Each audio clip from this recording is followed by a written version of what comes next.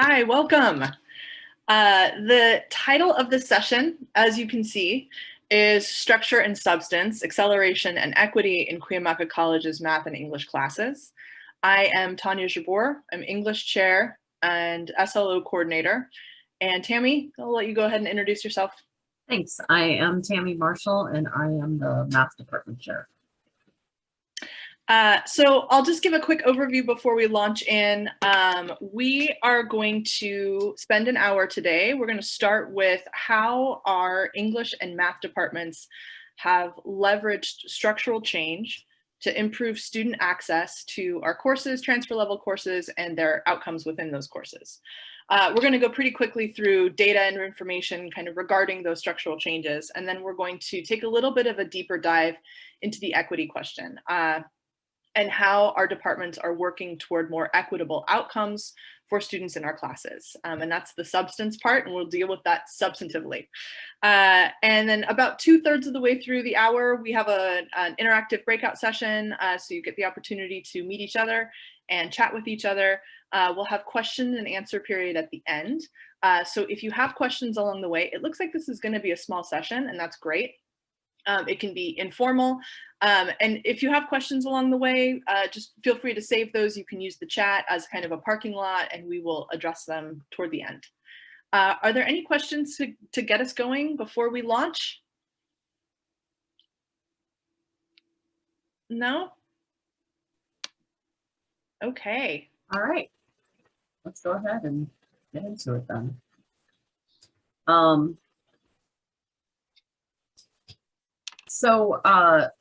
The process for using multiple measures placement has been continuing to improve and evolve over the years since we started this in 2015. In fact, parts of this have actually changed 4 times over the last 5 years. So it's something that we continue to improve on. We house a placement questionnaire in the student portal. Once the student applies to the college, they have access to this portal within 24 hours and can begin the matriculation process, which includes taking the placement questionnaire. And so when the student clicks on the link in the portal, an information page opens up that looks like what you're seeing here, explaining several of the questions they're about to ask, or they are about to answer, I guess. In addition, it gives them information on where to get help if they are unsure how to answer any of the questions. So this is kind of our stopgap. You can only answer this one time.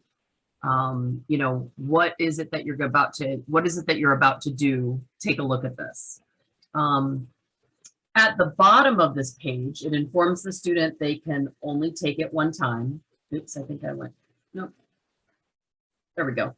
It informs the student they can only take it one time and asks if they're ready or not. So if the student isn't ready, then the student clicks on the link to the placement questionnaire FAQ page, and we are a district of 2 colleges, and so if the student chooses, we have district placement, so this placement questionnaire is the same for every student in our district, and the student can then click on they want to go to the Grossmont FAQ page or they want to go to the Cuyamaca one. What you're seeing here is what the Cuyamaca one looks like.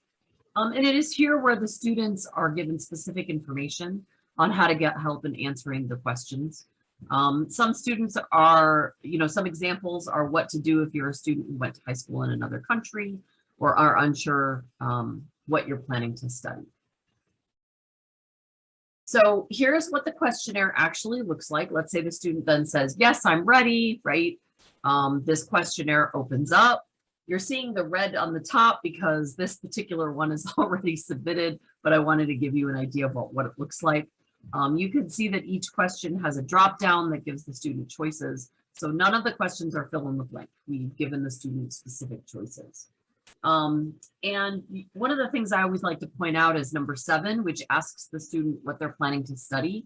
This question is particularly important for their math placement, as we use math pathways to tell the student exactly what course they should take, so that they're not given a long laundry list of courses. They're just given the 1 or 2 possible courses that they should take.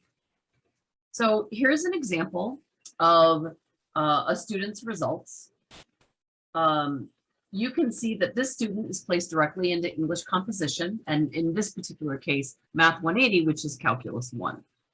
It's based on their self-reported high school information, along with, as I said, the students, what the student is planning to study. In the background, the student is placed into all other courses. They're just not displayed, right? So the student is only told, based on the information you gave us, this is exactly what you should be taking. But a counselor can access a report for any student that has changed their major or has specific questions and doesn't maybe think they were placed correctly and isn't sure the course listed is still appropriate, right? Also notice there's additional information on this page that the student can always access in their portal when they open their placement results. This gives them information on where to go if they have additional questions or feel their placement is incorrect. Lastly, all students are technically placed into English composition with support. However, if a student may best be served by taking ESL, we ask the student to make an appointment for a guided self-placement. That link is directly on here. So if the student, if based on how they answer these questions, we feel the student may best be served. We don't know for sure, right? There's additional information to be gleaned. There's a link that will appear on this information page right here that says make an appointment. So the student will click on that link and make the appointment right then and there. All right, over to you, Tanya. And I was muted. You got a glimpse of, what we are using in our kind of AB 705 implementation world to place students. Before we had this multiple measures placement, we were using AccuPlacer, just like most colleges across the state. And I want to show you a little bit about what the numbers look like from before implementation to after implementation, just in terms of student access of our courses. So in English, this is the English slide. When we were using AccuPlacer to place students in composition, or we had a whole remedial series below that, as most colleges did, we had 0 students who identified as African American or Black who were placed directly into transfer level composition. Only 7% of Latinx students and 12% of white students. Now, after we have implemented this multiple measures placement plus accelerated with courses with co-requisite support, we have 100% of students who are placing into transfer level composition. English, Cuyamaca's English department does not actually offer a below transfer level course anymore. Let's see what it looks like in math. So pre-implementation, their numbers were roughly the same, a little higher placement overall, but you can still see the equity gaps. They were using AccuPlacer as well, and math is just about the same. All students are eligible to place into a transfer level math course, depending upon the route of their intended pathway or major. Did I get that right, Tammy? Yeah. All right. Yep. Oops. All right. So what happened, right? What does our data look like? And so that's what we're going to take a look at. So here you can see the 1-year English throughput rate. This is the rate at which student successfully completes English composition, right? And this is for first-time students. So you can see that this has continued to increase, right, over the last few years with an almost doubling effect since 2014, and maintaining that 70% from our full-scale implementation beginning in 2018. So we can see that this has made a huge difference in the success of our students. And if I were to go back even further, the success rates were as low as 12% back even further before this. So that was partly because of some of the work that we had been doing prior to implementing co-requisite supports. So it's important to understand that. And here's the math data, right? It shows similar increases with the success more than doubling since 2014, right? And one of the things that I want to say is the data you're looking at is for all math classes, STEM and SLAM. And yes, our SLAM results are a little better than our STEM results. We have approximately a throughput rate of about 73% for SLAM and 64% for STEM. This data shows what has gone well, right? And we're getting a lot more students through their transfer level math and English classes, right? However, equity gaps still persist. We can see that in English, right, while all boats have risen, there is still work to be done to help increase the success of our Black and Latinx students. And the same is true in math. While the gap for Latinx students is just about closed, it is actually wider for our math Black students. And this is, you know, obviously to us unacceptable, and explain some of the work that we've been doing and continue to do, and kind of where we are at this point in our juncture.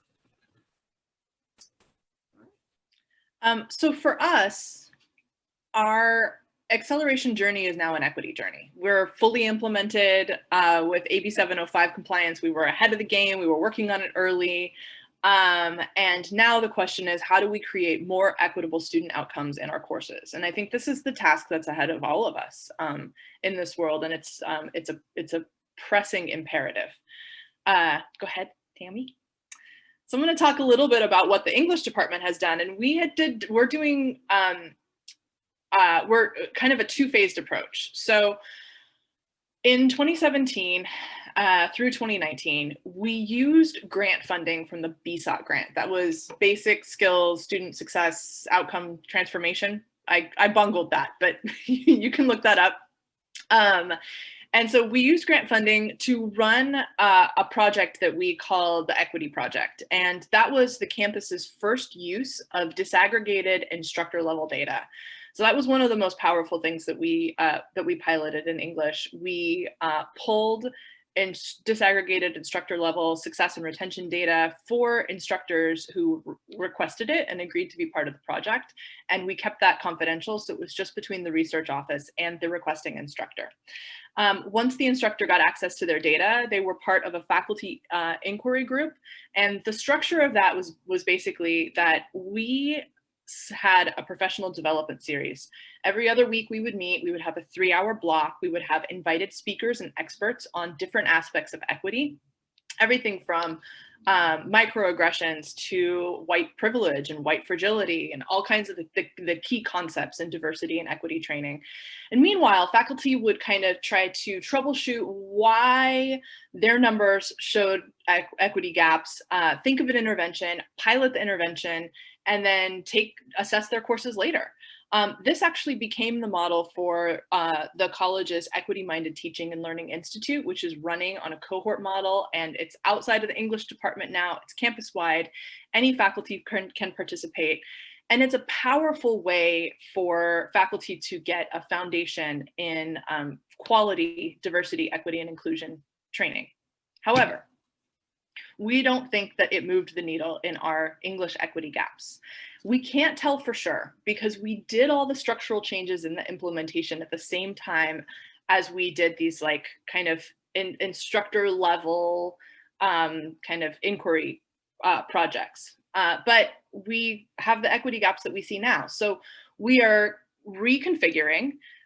We have developed a community of practice that is brand new. We're still using disaggregated instructor level data, but instead of this kind of bunch of different speakers coming in, we have one mentor text. I can talk a little bit more about that later for people who are interested. It's Goldie Muhammad's Cultivating Genius. We're using Muhammad's historically responsive literary framework to completely overhaul our composition courses from the ground up. We are rethinking what composition means at Cuyamaca College.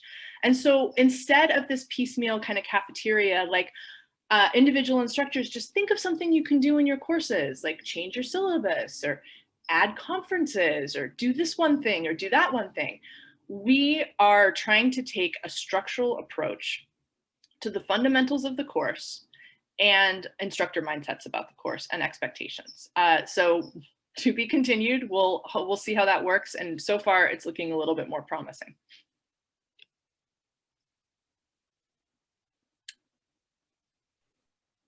All right, so the math department had a very similar journey to what Tanya just explained. We had community of practice meetings, and they started their EMTLI, right, in one semester. We started it the following semester. So we were the second cohort to kind of go through it. It was all math departments. And, you know, it was, again, the same idea. First time we ever used disaggregated instructor level data, the second time in the college, you know, that kind of thing. The community of practice meetings were essential. I will say they still are essential. That's why we still do them. But they were essential to really kind of get us off the path and to get us moving. It's the best way to say it. And so that was, you know, we slightly moved the needle on math equity gaps with regards to Latinx students, right? But we did not at all, or, you know, move the needle for Black students. So that, of course, it's what is it? So what is it that we're doing now, right? We're still using this community of practice focus, but now we're focused entirely on closing those equity gaps and looking at what are the things that we can do. So we're not looking at, we're not using a book. We are, though, taking a look at our course materials and attending workshops and webinars and some of the different things and ideas that the college in general has helped us support on. I've attended many of the Q things through USC. This Q is the Center for Urban Education that focuses on equity and specifically in community colleges. They have a whole workshop series. So I've been attending many of those. So what we're doing is really focusing on the classroom materials and with an emphasis on equity, as well as instructor mindset and how the instructor can think about what it is that we do with the student, right? So really thinking about the idea of how we do late assignments, different things of that sort, making our course look more friendly and our mindset being a little bit more friendly. So that's kind of where we are at this point. And again, like Tanya, you know, we have seen definitely some progress. It looks like our courses look very different than even they did a year ago. And, you know, but what is the data going to look like in the end? Time will tell. We're trying, right? That's all we can do at this point. So, all right, you go, Tanya. I think is this you? Yeah, this is you, right? This is me.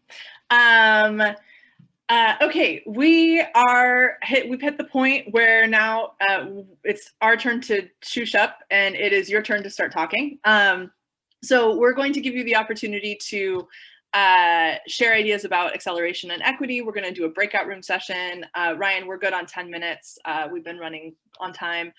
So when we put you into breakout rooms, and it'll be just a few people per room, please, we didn't get the opportunity to do introductions. We weren't sure how many people were going to be there, but please do kind of share brief introductions. And the question, and Tammy just put this question in the chat, so you'll have access to it when you're in your breakout rooms. What interventions are you making to support equitable student outcomes in your accelerated programs? Please note that when we come back into the general session, we're going to share out just one idea from each group. So get ready for that. Pick a speaker, figure out what your one idea is going to be, and we'll see you in about 10 minutes. Does that sound good, Tammy? Did I cover everything? Yep. Sounds perfect. Okay. Well, it looks like we have people are back now. Yep, and we're going to do a little discussion review. So Tammy, take it away. Okay. All right. So I'm just going to ask each group if they could share one key takeaway or one thing that they learned or that they heard that one of the colleges is doing to help improve equity. So I'll start with breakout room 1, which is Adriana, Eva. I'm not sure if it's Eva or Eva, Nikki, and Rodolfo.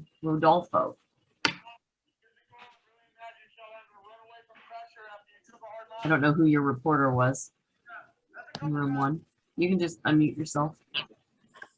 I don't think we actually didn't get to decide who the reporter was. We All right.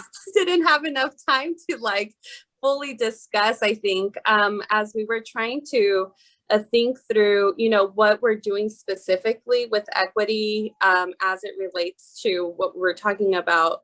And especially because those of us in the room don't have like that much of a direct role, but something I can say that I think we all shared was kind of still walking through the process of ensuring that our students feel prepared for what they will face when going directly into a transfer level class, and kind of the supports that are in place and ensuring that those supports are equitable for those students, in particular for incoming, like, new high school students.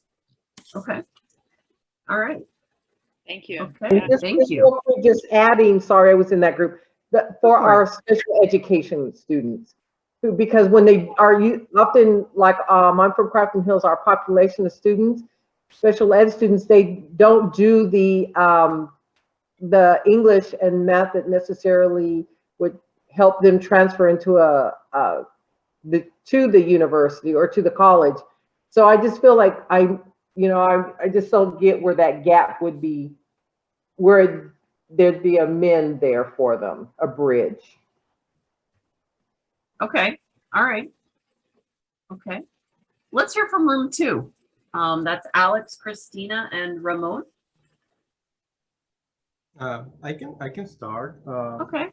So my group was a little different because at least Christina and myself, we don't really work with the assessment process, right? But I was sharing that in my college, we don't have an active ESL program at the moment. And based on your presentation, right, on your questionnaire, you have, are you a native English speaker, and how that is important to direct the students in the right pathway, right? So it's a little exciting, but a little scary at the same time, how to implement that new demographic to our college and have the tools to assess them properly. We also talk about the importance of having access to student information specifically within the area of expertise, right? Because sometimes you might want to share information, send referrals, but if you don't have that access to the specific students, it's really hard to do your job. So like Christina said, like it was more like a informal conversation, but those were the main topics that arise in our conversation. Okay. That's awesome. Thank you so much. Thank you for sharing. We really appreciate all of you sharing these ideas and some of the things that are going on. And I just want to add one comment, one thought, Alex, to what you said about the whole ESL thing, right? And that is ensuring also at the same time that we're not forcing a student to take ESL that shouldn't be, right? Like there's this double-edged sword of, are we making sure that we have the ESL program for those students that do need it, but then not forcing a student into that program if they have been speaking English most of their life. Just because they're bilingual or have an accent doesn't mean they should be in ESL. Exactly. I think that's one of the things we really need to also be careful and cognizant of. Mm-hmm. So, all right. So, oh, go ahead. Did somebody, Nikki, did you want to share something? Having trouble with my video. I'm trying to figure it out over here. Okay. Can you, I don't know, it just keeps going in and out. I don't know. I don't know what's wrong, but I'm listening. I'm listening. Okay. Well, that's good. Because you're having trouble with your video, I'll actually read this next slide so that I can make sure that you see. No. I can see the slide. I just see like when I push the start video, it just says my name, but I don't see myself. Like I can see you all, but I can't see me. Yeah, we don't see you. I can see that you. Can you see me? You can't see me, huh? No. Okay, see, that's the thing, and I don't know why it says. There you are. There you are. There you are. Oh, you can see me? It just comes Oh, out. okay. All right. Well, here I am. I can't see myself, but okay. All right, cool. That's all right. That's all right. Okay. So one of the things that Cuyamaca believes and feels really strongly about, especially in the math and English department, we've really pushed on this, is getting the student voice, right? And using that student voice to help us learn where we can improve. Some of the things that we've done is we've done student surveys and focus groups, right, in multiple semesters. we're actually working on focus groups right now. We started them in the fall. We're continuing them into the semester. And one of the things that we're specifically doing is asking students who were unsuccessful to participate in the focus group so that we can find out what were the things that they needed that they didn't feel that they got, right? Because it's really important to hear from and talk to those students. So these are some of the things that we've seen or heard from our students, right? We asked students what aspect of the co-rec course has been most valuable to them. And here are 2 student responses. These are specifically from English classes. I'll let you go ahead and read those.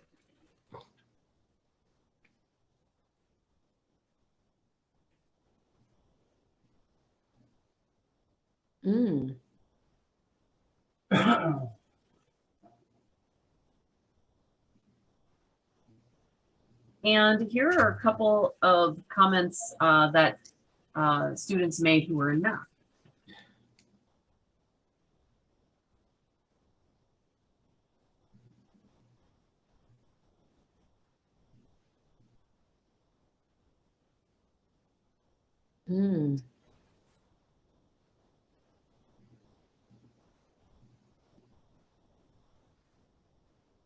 So I think it's really important that we all kind of take just the idea of, have we heard from our students? Have we talked with our students? Do we know what our students want or what's working for them and what's not working for them, right? Like, I don't have those ideas yet, but we do know, and this is one of the things Tanya and I were actually talking about when you all were in your break, is we do know that instructor variance is actually one of the key differences in the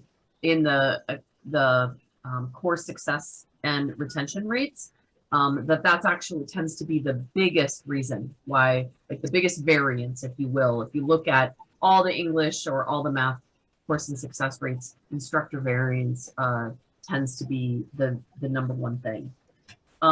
Adriana, I see your hand. I'm gonna hold that thought, ask you to hold that thought for just 1 second while we get just through this next slide, and then we're opening it up to questions anyway. Yeah, we are almost at the question and answer period. So I wanted to sum up a little bit about what we've learned on this journey from AB 705 implementation and now the piece where we're really focusing on equity. And change that. Yeah, sorry.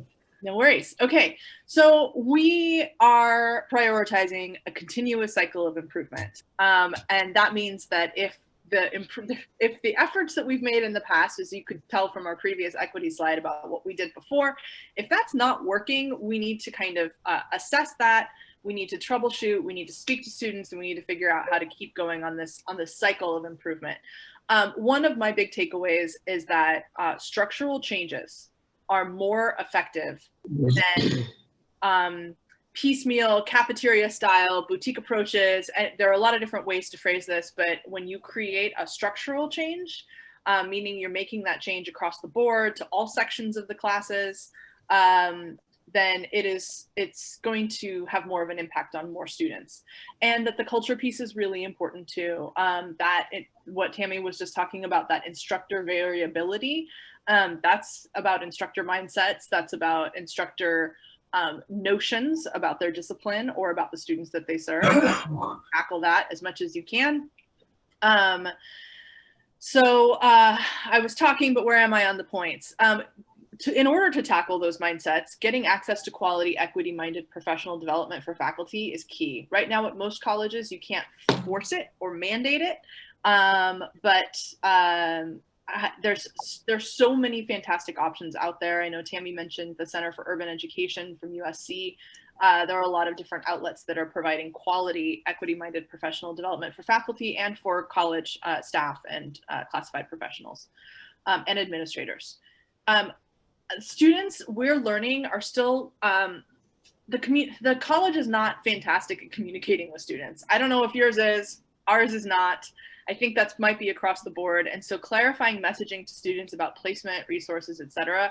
One of the things that I'm coming up against as a new chair of English is that students are oftentimes interpreting that co-requisite support class as a punishment, that they don't want to take it. But it's actually really important for their success. And students who take that co-requisite model they report consistently that they like the class more and that they're more successful with it. But then, you know, oftentimes when they see that, they do a placement challenge and they're like, I don't need it, I don't want it.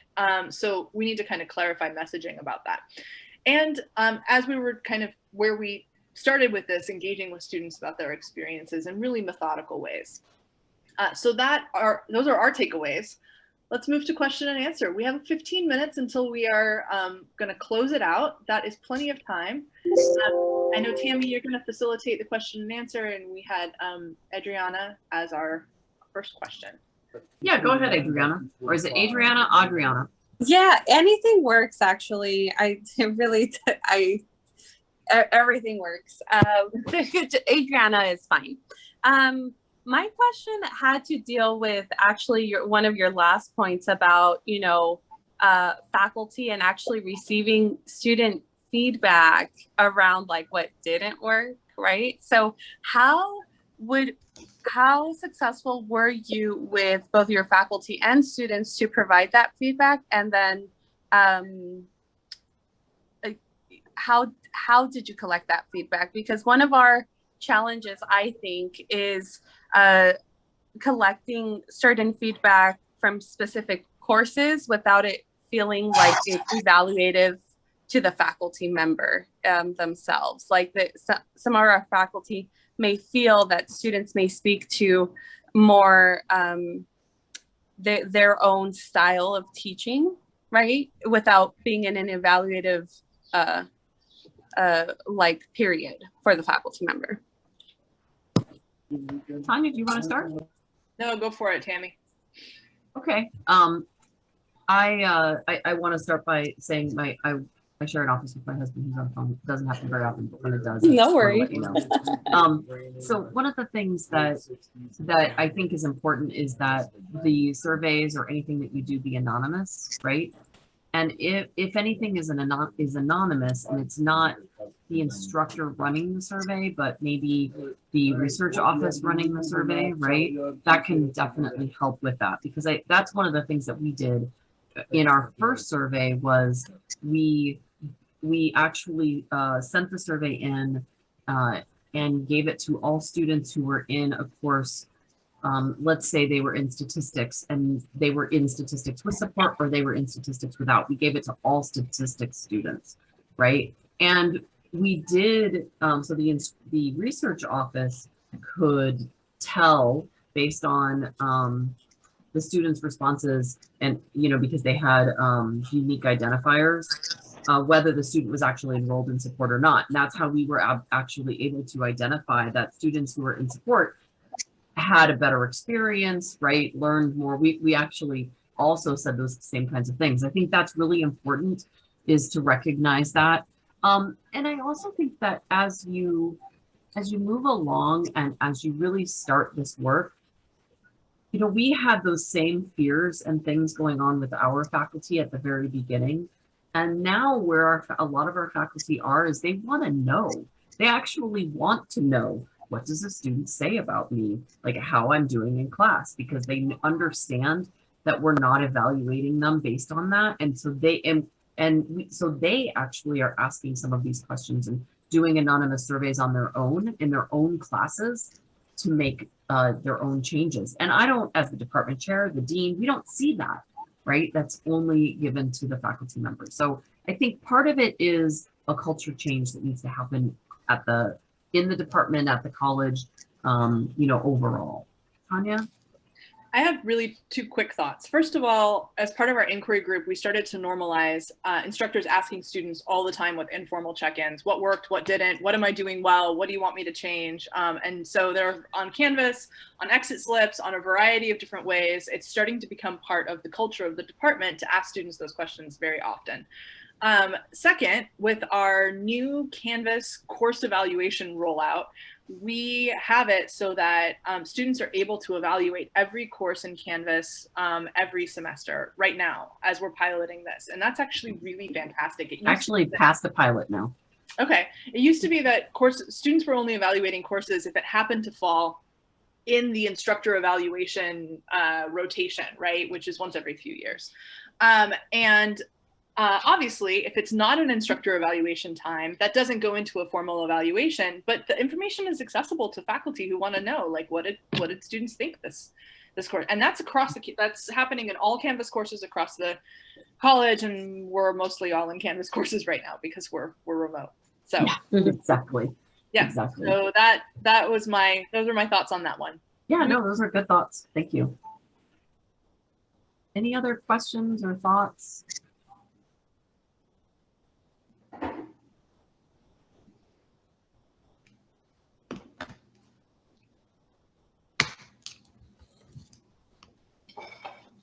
I'm glad that was helpful. If we don't have any further questions, maybe, I mean, we do have a little bit of time. Maybe we could do introductions and just see who's in the room and what your experiences are with all this. Yeah. We'd love to do that. Nikki, would you like to start? Sure. I'm Nikki Thurston. I'm from Reno Valley College. I am a counseling faculty. I work with a couple of I'm a general counselor, yet I do work with a few of our programs, the first year experience program. I've been with that program since the launch of that about 4 years ago. And also I work with our Emoja students. A small portion of my time, I do a little bit of counseling with them, and also attend a lot of, or on their committee to design the activities with the coordinator. So that's what I do. I had a little bit of experience. I just talk about when AB 705 first started. I worked with our basic skills group. We were just phasing out the basic skills and going into the model of the co-requisite. And so one of the things that we did do, first we did it with the class that we prepared the students. We called it Math 37, but it was our preparation course for our statistics. And we had a Math 37. We no longer have that, but we went with that model first. We found a great deal of students that were successful in that Math 37. What was nice about it in our pilot is that we did a pilot with a contextualized class. And so meaning that the content was geared towards the discipline that the students were studying. This particular group of students were students in our human services program, and they were going most of them were going into the field of social work. And so the instructional math faculty, myself, and a person from human services were on a team and got together. The math instructor wrote the material, the math book, that she actually designed a book. And we helped with the questions in terms of, because my background being in social work prior to going to education, what would those questions look like to have the content directly related to the math material. So we found a great success with that, and our institution has done small groups in which they've done contextualized classes. We no longer have the Math 37, yet we have the Math 12, which is our statistics with the co-requisite. And so that's considered our baseline math, if you will. The students who aren't going into STEM, we as counselors usually, unless the major requires Math 11, which is our college algebra, that we do not have a co-requisite for, we usually encourage the Math 12 statistics because it does have that co-requisite. And what I explain to students as a counselor is how the math faculty explained it to us is that, many of them are afraid, like statistics, as soon as they hear that and they're like, well, wait a minute, am I prepared for that? And I explained to them how the math faculty shared with us is that co-requisite will teach them the algebraic equations that they need in order to be successful in statistics. So it doesn't go over the in-depth of algebra, where we had a large fail rate is the best word for our Math 35, which is our intermediate, because of the complexity of the algebraic equations. A lot of our students weren't prepared for that. And as of now, I feel like I've been talking so long, our intermediate algebra is our lowest class. So if a student comes in there with no algebra skills, then they're like in the Math 35, it's a little scary for them. But they do have a lot of supplemental instruction involved with that Math 35, which is that intermediate algebra. Okay, So thank you so much for sharing. I know that's a lot. Now I gave you a whole story. That's all right. We like it. We have just good. a couple minutes left. Ryan, if you want to show that last slide, the feel free to put that one up. And we've got a couple people. Ramon introduced himself on chat. Alex, do you want to do a quick introduction? Yeah, so I work at Crafton Hills College. I'm the Senior Student Services Tech that oversees the California Adult Education Program. And as I mentioned, right, my main interest of learning this topic is about implementing the placement for the ESL population. Mm-hmm. I appreciate, Tammy, your comment on not forcing them to take it if they don't need it. So that's my fear, right? That Right. it's a really thoughtful process. Yeah. And fair for those students who need it and those who don't. So Yeah. That's the hardest part, right? I'm with you. If you at all, at the end of the PowerPoint slide, and I turned off the PowerPoint slide because I'd rather look at you guys than the PowerPoint. But you have access to it, is our email addresses. Feel free to reach out to us. We can get you in touch with our ESL department chair at both Grossmont and Cuyamaca, who have, I think, some really good ways of, helping students. So thank you so much. Yeah. And then I guess it's Adriana, if you want to give us a quick introduction. Sure. My name is Adriana. I work at Cuyamaca College. I serve as the distance education support specialist. So I work with all like academic, student service, and instructional support areas, mainly for online course support and course curriculum. So I don't have a direct role in the initiatives that we were talking about, but do support faculty when it comes to design for professional development and also expanding these initiatives in the online course environment. Excellent. Thank you, Adriana. Thank you so much. Yeah. So here are the questions that we were required to show. And I think we've addressed all of this.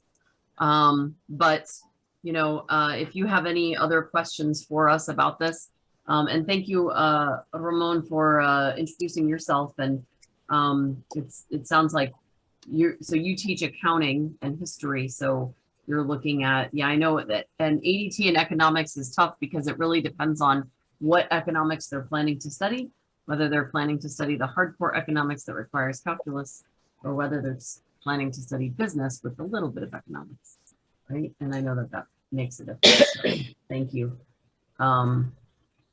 Thank you for that. All right. Well, we only have about 2 minutes left, but if anybody has any other questions for us, we're here. And otherwise, thank you so much. I really appreciate it. Really appreciate the time and coming to our session. Don't hesitate to reach out if you have more questions. Yeah, thank you. Thank you for being here on a Friday afternoon. I know. I'm impressed.